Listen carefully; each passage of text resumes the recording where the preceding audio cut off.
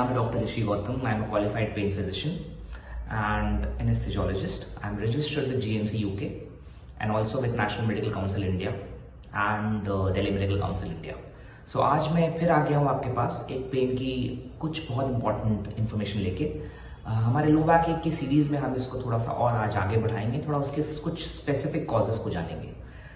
आपको याद होगा पिछली बार मैंने आपको लो बैक एक के बारे में कुछ जनरलाइज आइडिया दिया था कि कैसे होता है, क्या होता है, कहाँ से शुरू होता है. How does the international association of study of pain defines low back ache, कौन से एरिया में होता है, कौन से चीज़ों की वजह से होता है. सो आज हम उसके बारे में थोड़ा और जानेंगे. So to begin with let us see about what is lumbar radicular syndrome. Now lumbar radicular syndrome का मतलब ये होता है कि कोई भी पेन जो आपके बैक से शुरू होके आपके पैरों तक जाता है. ये बहुत कॉमन समस्या है, बहुत लोगों को होता है. आपने अपने घर में भी देखा होगा और अपने आसपास लोगों को सुना होगा कि मेरा पैर दर्द होता है, बैक से शुरू होता है. सो इसे हम लंबर रैडिकुलर पेन सिंड्रोम बोलते हैं. Initially it was called as lumbar radiculitis, लेकिन बाद में पता चला रैडिकुलाइटिस का मतलब ये होता है कि वहाँ पे इन्फ्लेमेशन हो रहा होगा, यानी कि वहाँ पे नर्व में इन्फ्लेमेशन हो रहा होगा. लेकिन बाद में जब रिसर्च किया गया, जब कुछ डिसेक्शन से कुछ पैथोलॉजिकल सैंपल्स कलेक्ट किए गए, तो उससे पता चला कि नहीं, वहाँ इन्फ्लेमेशन नहीं होता है. ज़रूरी नहीं है कि उसमें इन्फ्लेमेशन हो, इसलिए उसका नाम फिर बदला गया. बहुत सारे कॉजेज फाइंड आउट हुए, पता चला कि इससे होता है, उससे होता है, इसलिए उसको एक अब नया जनरल टर्म दिया जाता है जिसे हम बोलते हैं lumbar radicular pain syndrome. Now how do you define? So as per the great associations of pain all around the world, it is defined as any pain which starts from the low back area and progresses towards the lower limb, and it is associated with diminished reflexes, loss of muscle power and a shooting pain around the dermatomal distribution. अब इसको समझते हैं कि होता क्या है. सो डर्मेटोमल distribution का मतलब ये है, और लो बैक एरिया और लो बैक पेन का मतलब ये है कि कोई भी पेन जो आपके लो बैक एरिया जाती, जैसे मैंने आपको पिछले बार समझाया था कि लंबो सैक्रल सेगमेंट से निकल रहा है. Lumbosacral, lumbar vertebra and sacral vertebra, इन दोनों के सेगमेंट से और इन दोनों एरिया से ये पेन निकल रहा है, उसे हम लो बैक पेन बोलते हैं. नाउ आप रैडिकुलर कब बोलेंगे? जब ये जो नर्व्स है, ये नर्व किसी भी तरीके से, किसी भी पैथोलॉजी से, किसी प्रॉब्लम से यहाँ पे दबने लगेगी, यहाँ या इसके नीचे से जाते हुए कहीं भी ये दबने लगेगी. इसे हम बोलते हैं लंबर रैडिकुलर पेन सिंड्रोम. अब ये जो, क्योंकि एक एक स्पेसिफिक नर्व यहाँ दब रहा है, इसलिए एक पर्टिकुलर स्किन में आपको दर्द होगा, ये पूरे पैर में नहीं होगा. अगर आप नोटिस करेंगे, अगर आपको लंबर या आपके किसी भी नोन को लंबर रैडिकुलर पेन सिंड्रोम है, तो उसे एक बैंड लाइक दर्द होता हुआ अपने पैरों में महसूस होगा, क्योंकि हमारा स्किन अलग इनोवेटेड है, मतलब अलग अलग नर्व उसको सप्लाई कर रही है. जैसे मेरा ये स्किन है, ये जो एरिया है, मैं अभी हाथ का एग्जांपल ले रहा हूँ, लेकिन आप इसे पैर के तौर पे भी समझ सकते हैं. तो इसका अलग अलग डर्मेटोमल डिस्ट्रीब्यूशन होता है. जैसे ये जो पार्ट होता है हमारा, इस तरफ वाला, ये अल्नर नर्व से होता है, ये रेडियल नर्व से होता है, ये मीडियन नर्व से होता है. तो ऐसे अलग अलग नर्व से ये हमारा स्किन जो है वो सप्लाई होता है, उसकी सेंसेशन ले जाता है. तो सपोज अगर ये जो वर्टिब्रा है, ये L5 है, ये L5 वर्टिब्रा है, ये पहला सैक्रल सेगमेंट है. सो अगर इन दोनों के बीच में यहाँ पे अगर ये नर्व कंप्रेस होगा, यानी fifth lumbar vertebra and sacral vertebra के बीच का ये नर्व कंप्रेस होगा, तो उसे हम बोलेंगे L5S1 नर्व. अब ये L5S1 नर्व है, वो आपके पैरों के पिछले हिस्से को सप्लाई करता है. तो जनरली अगर किसी को यहाँ कंप्रेशन है, तो उसे पीछे के हिस्से में अपने दर्द महसूस होगा, सामने का उसका हिस्सा बहुत ही नॉर्मल सा उसे फील होगा, वहाँ कोई भी प्रॉब्लम उसे नहीं दिखाई देगी. इससे हम बोलते हैं डर्मेटोमल डिस्ट्रीब्यूशन. और यही अगर आपके साथ आपके पैरों में थोड़ी कमजोरी भी हो रही है, अगर आपके रिफ्लेक्सेस जो आपका डॉक्टर चेक करेगा वो कम हो रहा है एंड मसल स्ट्रेंथ भी कम हो रहा है, तो उसे हम collectively we will call it as lumbar radicular pain syndrome. I hope आपको ये समझ में आया हो. सो अगर हम इसके प्रिवलेंस में जाए, प्रिवलेंस का मतलब कितने लोगों में ये पाया जाता है, तो generally around it ranges from 13.8% to 31%. Now what does it mean? Suppose अगर मैं 100 लोगों को लूं, अगर आप 100 इंडियन लोगों को लूं, तो उसमें से 13 लोगों को ये प्रॉब्लम होती है. 13, और ये रेंज कर सकता है 13 से 30 लोगों को पर 100 of the people I have interviewed or we have studied or surveyed. So इसका मतलब ये होता है कि इसका prevalence is not less, it is quite high.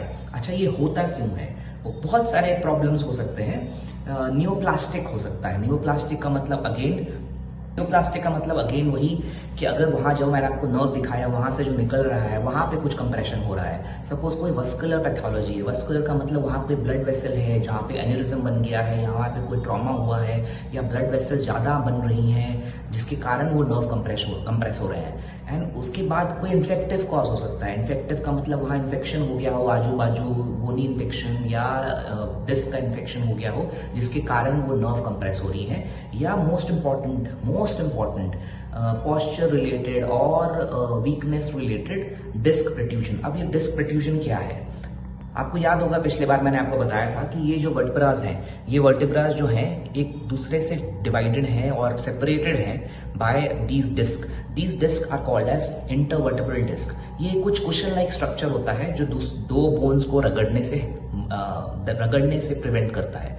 और इसके कारण हमारी फ्लेक्सिबिलिटी भी बनी रहती है, जिससे हम नीचे झुकते हैं, उठते हैं और उन सब कारणों से हमें वो स्पंजी लाइक फीलिंग मिलती है और हमारा बोन एंड हमारा शरीर is quite protected. Not only this, because ये स्पंजी होता है तो हम जब दौड़ते हैं या हम जब रन कर रहे होते हैं या हम चल रहे होते हैं तो हमारे बोन्स पे शॉक लगने से ये प्रिवेंट करता है.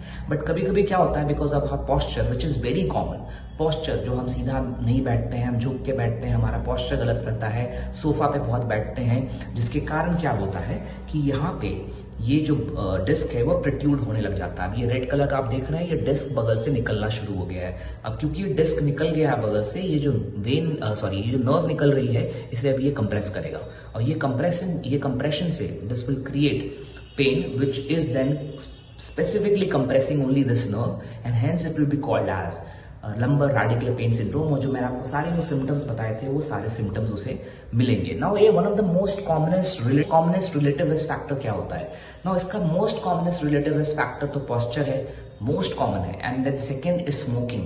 It has been found that people who smoke are having lesser or they have got lesser tone in their back muscles and because of it the intervertebral disc prolapse is quite prevalent.